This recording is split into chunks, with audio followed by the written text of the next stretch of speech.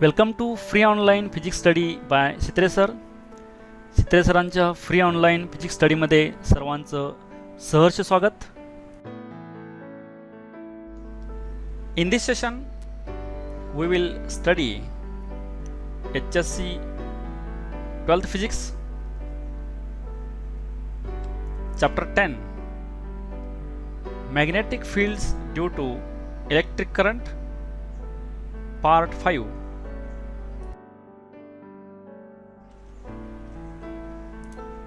Next point is magnetic lines for a current loop.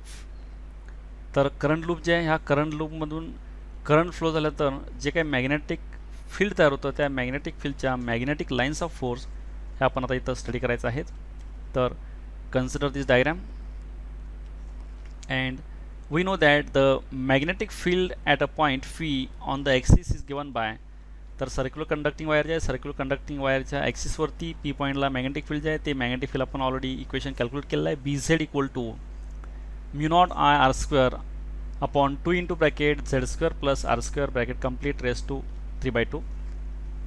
याच्यामध्ये R ही radius असते, Z हे P पॉईंटपासून सेंटरपर्यंत circular वायरच्या तिथंपर्यंत अंतर आहे, आय करंट फ्लोईंग आहे, म्यू नॉट हे परमिएबिलिटी आहे, देन BZ हे magnetic field at this P point on the axis. As a special case, the field at the center of the loop is obtained from the above equation by letting z equal to 0. म्हणजे आपण जर ॲक्सिसवरतीचा point आहे तो आपण सेंटरला आणला, त्या circular coil जे इथं दाखवले पण ह्या सर्क्युलर कॉईलच्या सेंटरला जर पी पॉईंट आणला तर तो सेंटरला आल्यामुळे काय होतं, Z0 होतं. झेडची व्हॅल्यू 0 टाकल्यानंतर हे आर स्क्वेअर रेस टू 3/2 हे 2 कॅन्सल नंतर आर क्यूब येतं. आणखीन हे आर क्यूब आणि न्युमिरेटरचा आर स्क्वेअर कॅन्सल झाल्यानंतर डिनॉमिनेटर फक्त आर रिमेनिंग राहतं, म्हणजे mu naught I upon 2R हे इक्वेशन येतं. B naught equal to mu naught I bye 2R. हे बी नॉट म्हणजे सेंटरचं मॅग्नेटिक फील्ड आहे. ह्या सर्क्युलर कॉईल जे आहे ह्या सर्क्युलर कॉईल कंडक्टिंग कॉईल जे आहे याच्या सेंटरचं मॅग्नेटिक फील्ड बी नॉट आहे आणि हे ॲक्सिसवरचं BZ आहे. Mu naught I bye 2R, R is the radius of this coil and I is the current flowing through this coil, mu naught ही परमिएबिलिटी आहे, then B naught magnetic field at the centre for a coil of n turns. आता ही single टर्नची एकच coil असेल तर हे equation आहे. n number of turns असेल तर n फक्त मल्टिप्लाय करायचं आहे इक्वेशनमध्ये. Mu naught n by bye 2R this is the B magnetic field due to n number of turns. त्याच्यानंतर आपण राईट हँड थंब रूल पाहायचा आहे. Curl the palm of your right hand along the circular wire with the fingers in the direction of current. The stretched right hand thumb then gives the direction of the magnetic field. आता ह्या डायग्राममध्ये दाखवले पहा, हे conducting wire हा current flow होतोय. या current flow व्हायच्या डायरेक्शनमध्ये आपण जर आपले फिंगर जे आहेत हे फिंगर्स आपण कर्ल केले तर थंब जे आहे हा आउटस्ट्रेच थंब हा मॅग्नेटिक फील्डची डायरेक्शन दाखवतो. इथं राईट हँड रूल आपण वेगळ्या पद्धतीने एक्सप्लेन केला आहे. इथं जे टेक्स्टबुकमध्ये दिलं आहे तो हा हे कर्व जी वायर आहे या वायरच्या डायरेक्शनमध्ये आपण फिंगर्स कर्ल केली तर स्ट्रेच्ड थंब जे आहे हा स्ट्रेच थंब इथं डायरेक्शन ऑफ मॅग्नेटिक फील्ड दाखवतो. हा राईट हँड थंब रूल आहे.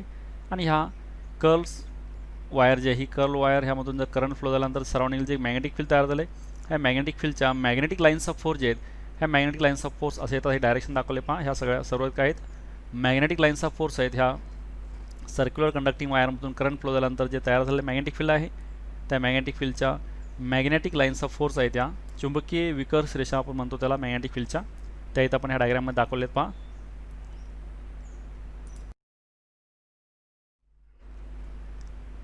Next point is circular loop carrying a current as a magnetic dipole.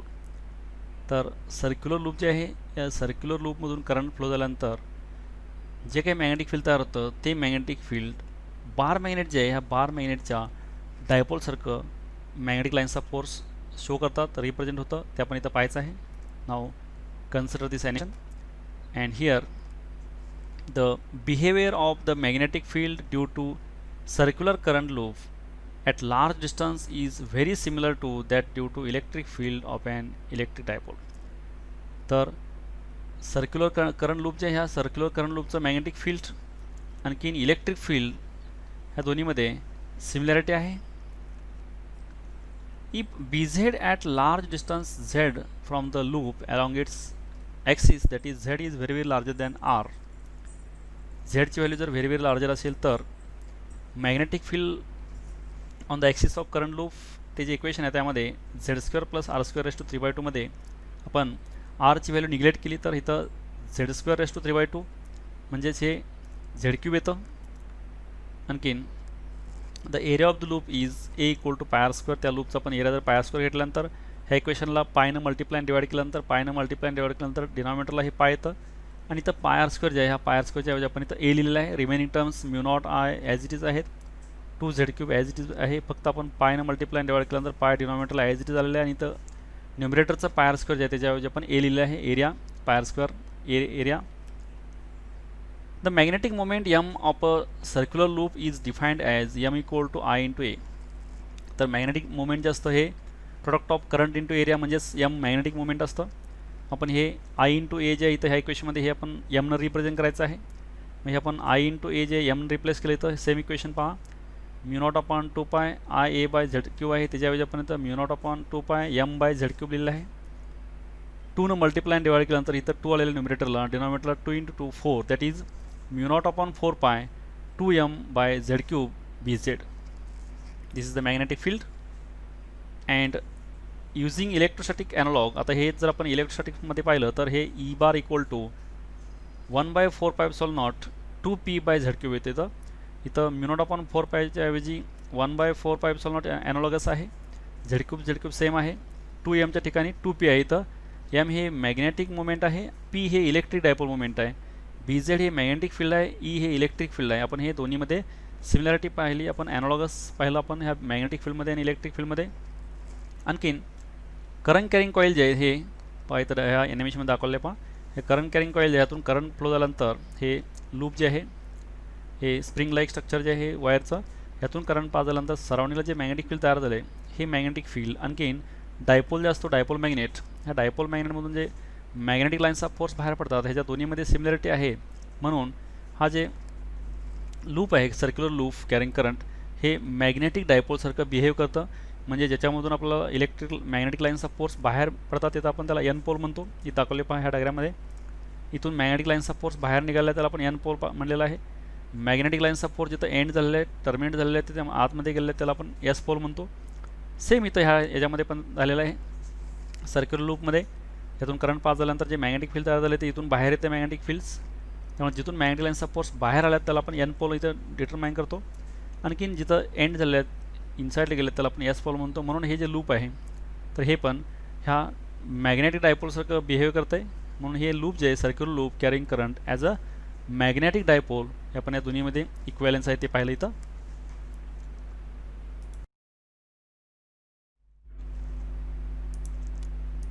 Next point is amperes law. आता एम्पियर्स लॉ याचे animation पामध्ये इथं ॲनिमेशन आहे. आणखीन याचं फर्स्ट आपण स्टेटमेंट पाहू.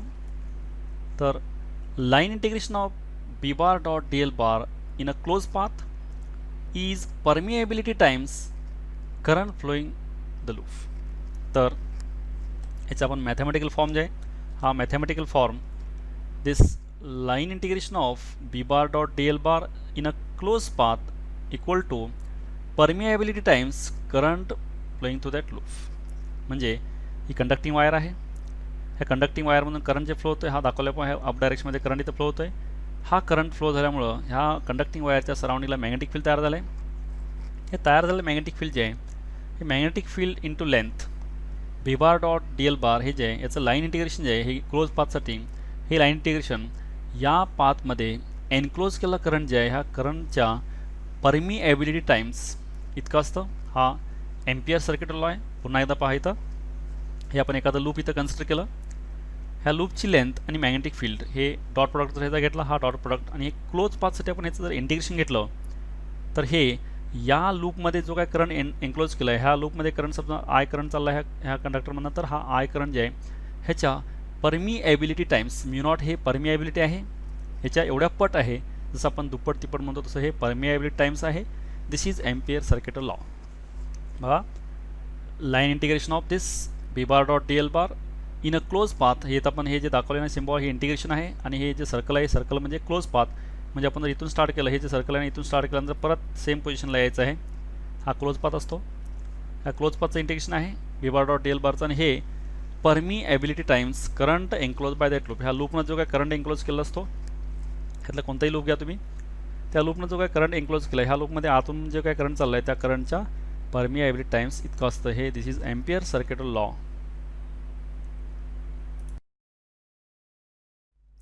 Next is application of Ampere's law. तर आपण एम्पियर्स लॉचं ॲप्लिकेशन पाहायचं आहे. ह्यामध्ये ॲप्लिकेशन स्टेट कंडक्टिंग वायरसाठी आपण ही जी स्टेट कंडक्टिंग वायर आहे, या स्टेट कंडक्टिंग वायरमधून करंट फ्लो झाल्यानंतर सराउंडिंग जे काही मॅग्नेटिक फील्ड तयार होतं त्याची व्हॅल्यू जे आहे त्यावरून आपण हे एम्पियर सर्किट लॉ पाहायचं इथं ॲप्लिकेशन. परत ह्याचं करस्पॉन्डिंग ॲनिमेशन ॲप आहे इथं. Let us consider a long straight wire carrying a current I. He long straight wire आहे, यातून आय करंट फ्लो होतोय. सेम इथं ह्या ॲनिमेशनमध्ये पण दाखवलेलं आहे, ह्यातून आय करंट फ्लो होतोय. हा लॉंग करंट वायर आहे. B and DL are tangential to ampere in loop which is a circle here. तर यातून करंट पास झाल्यानंतर सराउंडिंगला मॅग्नेटिक फील्ड तयार होईल. हे एकच लाईन दाखवले आहेत आपण, पण याचं असे वेगवेगळे सर्क्युलर फॉर्ममध्ये हे मॅग्नेटिक फील्ड तयार होतात. तर हे जे सर्कल तयार झाले ह्याच्यावर आपण ह्या सर्कलवरती छोटीशी लेंथ इमॅजिन केली DL, आणि ह्या वायरमधून करंट फ्लो झाल्यामुळे सराउंडिंगला तयार झालं मॅग्नेटिक फील्ड, ह्याची डायरेक्शन B बार. हे B बार आणखीन DL बार हे दोन्ही ह्या सर्क्युलर लूपला म्हणजे सर्कलला टँजंट असतं, म्हणजे दोन्ही हे एकाच दिशेमध्ये आहेत, बी बार आणि डी एल बार. त्यामुळं B bar dot D L bar जे आहे हे ए बार डॉट बी बार जे आहे ए बी कॉस थिटा, इथं B bar dot D L bar हे B D L cos theta येतं. पण थिटा इथं बी बार आणखीन डी एल बार एकाच दिशेमध्ये असल्यामुळं थिटा 0 येतो, कॉस 0 1 येतं, त्यामुळे हे फक्त बी डी एल आलेलं आहे. आणखीन हे डी एल जे आहे हे डी एल आपण हे सर्कल इमॅजिन केल्यानंतर हे डी एल ही आर्क लेंथ आहे. रेडियस जर आर असेल आणि हा अँगल जर डी थिटा असेल इथं सबस्टेंड केला, तर ह्याच्यामध्ये डी एल जे आहे हे D L R into D theta येतं. म्हणजे आर्क लेंथ रेडियस आणखीन हे अँगल सबटेंडेड जे आहे आर्क लेंथनं, याच्याशी आपल्याला एक रिलेशन माहिती आहे की डी एल हे आर इंटू डी थिटा येतं. हे आर इंटू डी थिटानं रिप्लेस केलं डी एल. तर the field B bar at distance R from the wire is given by. आता बी बार हे मॅग्नेटिक फील्ड जे आहे आर डिस्टन्सवरती, म्हणजे ही जी वायर आहे या वायरमधून करंट फ्लो झाल्यानंतर इथून आर एवढ्या अंतरावरती आपण इथं गेल्यानंतर इथलं जे मॅग्नेटिक फील्ड आहे बी, हे ह्याची व्हॅल्यू जे आहे हे कोणताही कंडक्टिंग वायर असेल, कंडक्टिंग वायरच्या सराउंडिंगला मॅग्नेटिक फील्ड जे तयार झालं असतं ते मॅग्नेटिक फील्ड ह्या कंडक्टिव्ह वायरपासून आपण जर आर एवढ्या अंतरावरती गेलो तिथलं मॅग्नेटिक फील्ड हे ऑलरेडी आपण याचं इक्वेशन डिराईव्ह केलं आहे. B equal to mu naught upon 2 pi I divide by R. पुन्हा एकदा बघा, कोणत्याही कंडक्टिंग वायरमधून करंट फ्लो झाल्यानंतर स्टेट कंडक्टिंग वायर त्याच्या सराउंडिंगला डेव्हलप झालेलं मॅग्नेटिक फील्ड जे आहे हे मॅग्नेटिक फील्ड त्या कंडक्टिंग वायरपासून आपण आर एवढ्या अंतरावरती केल्यानंतर तिथलं मॅग्नेटिक फील्ड जे आहे हे B equal to mu naught upon 2 pi I divided by R. I हा त्या वायरमधून जाणारा करंट आहे, आर हे आपण डिस्टन्स आहे वायरपासून ह्या पी पॉईंटपर्यंतचं. त्याच्यामध्ये हे वरील इक्वेशन जे आहे B bar dot D L bar हे आपण एम्पियर सर्किट लॉ घेतला. Line integration of this B bar dot D L bar in a close path equal to permeability times that current. आता इथं आपण हे लिमिट जे आहे हे तर बीची व्हॅल्यू पुट केली आपण. बीची व्हॅल्यू जे आहे mu naught I by 2 pi R, mu naught I by 2 pi R. आणखीन डी एलची व्हॅल्यू जे आहे डी एलची व्हॅल्यू आपण काढलेली आहे. डी एलची value R into T theta आहे, ही R into T theta value टाकलेली आहे. तर इथं आर कॅन्सल होईल, आणखीन हे आर कॅन्सल झाल्यानंतर इथं mu naught as it is येईल, आणखीन करंट ॲज इट इज येईल. फक्त हे डी थिटा जे आहे integration of D theta 0 to 2 पाय म्हणजे संपूर्ण जे एक एंटायर सर्कल आहे ह्यामध्ये थिटाची व्हॅल्यू पूर्ण हे एंटायर सर्कल झाल्यानंतर 2 पाय येते इथं डी थिटा. मग हे डी थिटा 2 पाय आणखीन हे 2 पाय कॅन्सल होईल, आर ऑलरेडी कॅन्सल झालेलं आहे म्हणजे फक्त remaining mu naught into I येतं. Mu naught into I that is line integration of B bar dot D L bar आणखीन in a close path equal to permeability times current. This is the Ampere circuit law. हे तिथं ह्या ॲनिमेशनच्या sine आपण दाखवले पहा. या conducting वायरमधून current flow होतोय आणि सराउंडिंग जे मॅग्नेटिक फील्ड तयार झालं, या मॅग्नेटिक फील्डची डायरेक्शन अशी असते सर्क्युलर पाथमध्ये. या डायरेक्शनमध्ये मॅग्नेटिक फील्ड आहे. अप डायरेक्शनला करंट फ्लो होत असेल तर या डायरेक्शनमध्ये मॅग्नेटिक फील्ड असं तयार होतं. हे आपण एम्पियर्स लॉ जे आहे ह्या एम्पियर्स लॉचं आपण ॲप्लिकेशन पाहिलं इथं.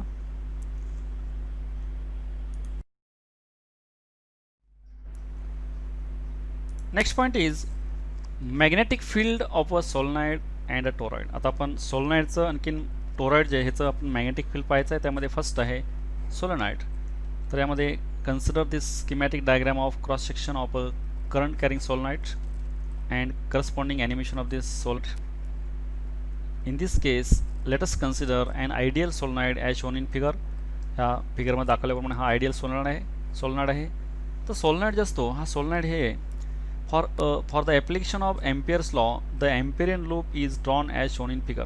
आता आपण ॲप्लिकेशनचं एम्पियर्स लॉ आपण अप्लाय करण्यासाठी यामध्ये एम्पियर लूप घ्यायचा आहे. हा सोलनाईड जे आहे ना, हा सोलनाईड म्हणजे अशी नॉन कंडक्टिंग हॉलो सिलेंडरवरती कंडक्टिंग वायर अशी स्प्रिंग लाईक स्ट्रक्चरमध्ये वाऊंड केले असते आणि ह्याला आपण बॅटरी कनेक्ट केल्यानंतर ह्यातून करंट पास झाल्यानंतर ही नॉन कंडक्टिंग वायर आहे पहा अशी स्प्रिंग लाईक ह्यामध्ये वाऊंड केले असते. आणखी याला बॅटरी कनेक्ट केल्यानंतर यातून करंट पास होईल. करंट पास झाल्यानंतर ह्या सराउंडिंगला मॅग्नेटिक फील्ड तयार होतं. ही डायरेक्शन अशी मॅग्नेटिक फील्डची आहे. इथं पण ह्या डायग्राममध्ये पण आहे पहा. हे वायर्स आपण जर हा क्रॉस सेक्शन जर याचा कट केल्यानंतर हे असं ते टोक टिप जे आहेत ह्या वायरचे असे दिसतील. आणखी हे मॅग्नेटिक फील्ड डायरेक्शन आहे अशी मॅग्नेटिक लाईन्स ऑफ फोर्स जे आहेत त्यातून करंट पास झाल्यामुळे जे मॅग्नेटिक फील्ड तयार झाले त्याच्या मॅग्नेटिक लाईन्स ऑफ फोर्स या डायरेक्शनमध्ये दाखवलेलं आहे तिथं. हे इकडून इकडे असं डायरेक्शन्स. तर याच्यामध्ये हे मॅग्नेटिक फील्ड आहे. हा सोलनाईड आहे.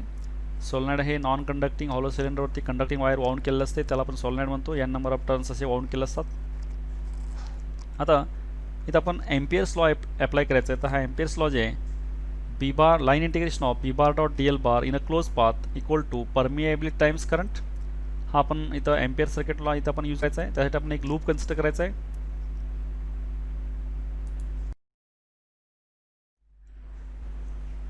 Over the rectangular loop ABCD the above integral takes the form.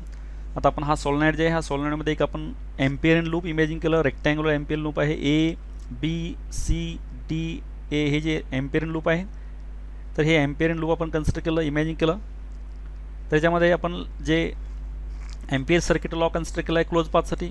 हा जे क्लोज पाथ आहे क्लोज पाथच्या ऐवजी आपण हा step by step separate path केला की जो A पासून B पर्यंत वेगळा केला. A टू B वेगळा, B to C, C to D, D to A हे वेगळं केलं आपण. तेच क्लोज पाथचं इंटिग्रेशन जे आहे A टू B हे B bar dot DL bar separate केलं आहे plus B to C B bar dot DL bar plus C to D B bar dot DL bar plus D to A B bar dot DL bar equal to mu naught into I. वरती जे equation होतं line integration of this close path equal to B bar dot DL bar तेच आपण काय केलं इथं separate घेतलेलं आहे आपण. तर याच्यामध्ये हे आपण सेपरेट सॉल्व केलं. In the above equation I is the net current encircled by the loop. ह्या संपूर्ण ह्याच्यामध्ये नेट करंट जे आहे हा I आहे. नाव B bar dot D L bar जे आहे B D L cos theta येतं आणि थिटा जे आहे हा बी बार आणि डी एल बारमधला अँगल असतो. त्यामुळे A टू बीसाठी जे आहे बघा A टू बीसाठी हे मॅग्नेटिक फील्ड डायरेक्शन पण या दिशेमध्येच आहे आणि लेंथ पण या दिशेमध्येच आहे. त्यामुळे दोन्ही डायरेक्शन सेम आहेत. त्यामुळे कॉस 0 1 येतं म्हणून इथं हे बी डी एल आलं. इंटिग्रेशन A टू बी जे हे बी डी एल येतं. पण डी एल आपण जर ॲड करत गेलो डी एल आपण ॲड करत गेलो तर संपूर्ण लेंथ जे एल येते म्हणून आपण इथं हे B bar dot D L बारचं B इंटू एल आलेलं हे इंटिग्रेशन याचं. नेक्स्ट आहे B to C B bar dot D L bar. आता इथं B टू C जे B टू C मॅग्नेटिक फील्डची डायरेक्शन ह्या दिशेमध्ये आहे. आणखी B टू C लेंथ जे आहे लेंथ इकडे या दिशेमध्ये आहे. त्यामुळं हे दोन्ही एकमेकाला परपॅन्डिक्युलर आहे. त्यामुळे आपण इथं B D L cos theta जे आहे कॉस 90 0 येतं. त्यामुळे हे B टू C जे हे इंटिग्रेशन 0 आलेलं आहे इथं. नेक्स्ट C टू D जे इथं पहा C टू D हे C टू D हे सॉलनाईडच्या आउटसाईडला आहे. आउटसाईडला असल्यामुळे याचं कॉन्ट्रीब्युशन ह्या ॲक्सिसवरती मॅग्नेटिक फील्डमध्ये येत नाही. त्यामुळे हे आपण 0 घेतलं. B D L C to D जे हे पण इंटिग्रेशन 0 घेतलं. नेक्स्ट आहे D टू A. इथं बघा हे D टू A हे जे आहे D टू A ही लेंथ अशी व्हर्टिकल आहे आणि हे मॅग्नेटिक फील्ड हॉरिझॉन्टल आहे. दोन्ही एकमेकाला परपॅन्डिक्युलर आहेत म्हणजे B आणि DL. त्यामुळं B D L cos theta जे आहे B डी एल कॉस 90 0 येतं. त्यामुळे हे पण इंटिग्रेशन 0 आलेलं आहे इथं. त्यामुळं हे तिन्ही इंटिग्रेशन 0 आहेत. फक्त हे पहिलं इंटिग्रेशन B इंटू एल आलेलं आहे. B into L equal to mu naught into I. Right side ही म्यू नॉट इंटू आय आहे. The second and fourth integral are 0 because B and DL are perpendicular to each other. हे just सांगितलं त्याप्रमाणे आहे ते.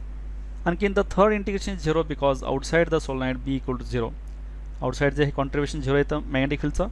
त्यामुळं length of the solenoid if the number of turns in n per unit length of the solenoid and the current flowing the wire is I then the net current coming out of the plane of the paper is. आता इथं n number of turns जे आहेत small number of turns हे पर unit length घेतले आणि I जर current घेतला तर इथं फक्त I करंट नाही. हा जे करंट आहे हा करंट फक्त एकच लूप असेल तर I करंट येतो. पण एकच लूप नाही n number of turns loop आहेत पर युनिट लेंथ आहे. त्यामुळे L लेंथसाठी L लेंथसाठी जे नंबर ऑफ टर्न्स येतात ते n इंटू एल येतात आणि करंट I आहे. त्यामुळे कॅपिटल I जे आहे n into L into I येतो. त्यामुळे इथं आपण ह्या व्हॅल्यू जी आहे हिची म्यू नॉट आयची व्हॅल्यू इथं आपण ही काय केली left hand side BL as it is आहे. राईट हँड साईड जे म्यू नॉट इंटू आय त्याच्याऐवजी आपण म्यू नॉट इंटू आयच्या ठिकाणी कॅपिटल आयच्या ठिकाणी n into L into I small I घेतलं. त्यामध्ये दोन्हीकडचं एल कॅन्सल झालं, B equal to mu naught N I. तर हे बी जे मॅग्नेटिक फील्ड आहे on the axis of solenoid जे आहे, ह्या सोलेनॉइडच्या ॲक्सिसवरती असणारं magnetic field B equal to mu naught into N into I. B हे मॅग्नेटिक फील्ड आहे, म्यू नॉट हे परमिएबिलिटी आहे, एन हे number of turns per unit length आहेत, म्हणजे एका युनिट लेंथला किती नंबर ऑफ टर्न्स ह्याच्यावरती वाउंड केलेले आहेत सर्क्युलर फॉर्ममध्ये ते, आणि I is the current flowing through this solenoid. ह्यावरून आपण ह्या सोलेनॉइडच्या ॲक्सिसवरती असणारं मॅग्नेटिक फील्ड आहे हे मॅग्नेटिक फील्ड बी आपण काढू शकतो इथं.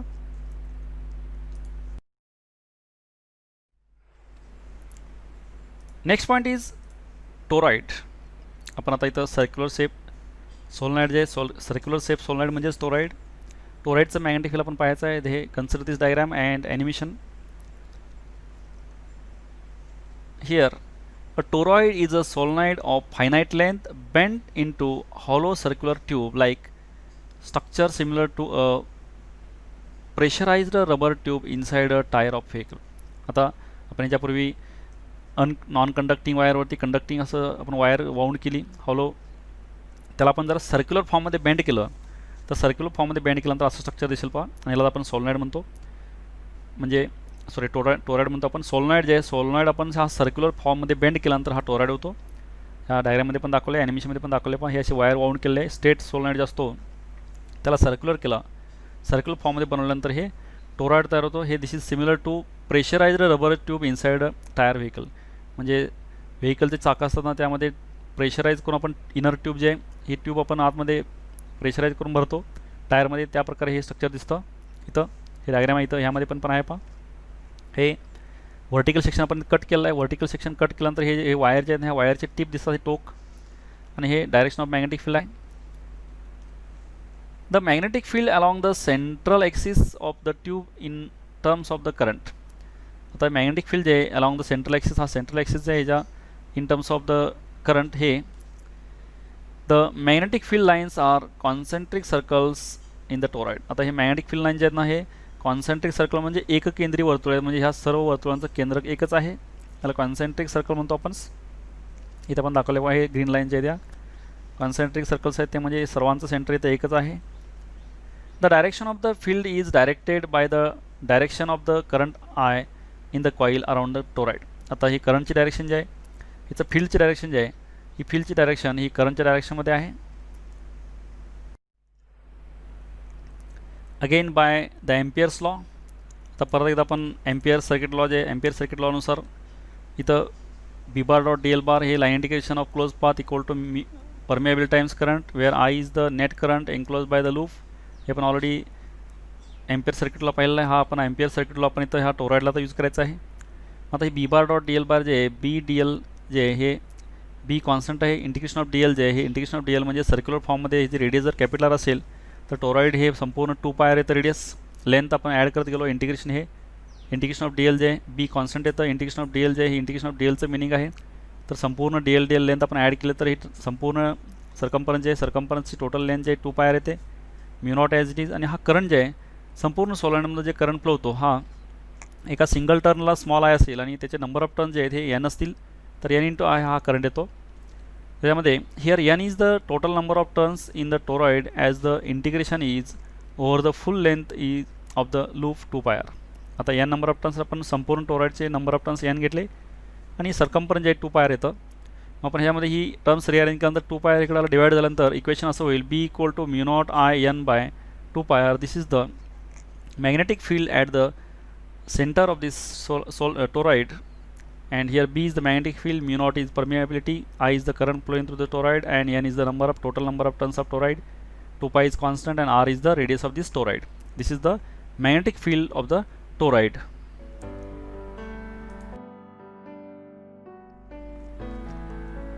Thank you for watching this video and keep watching videos. And for other videos see description box of this video, and don't forget to subscribe, like and share.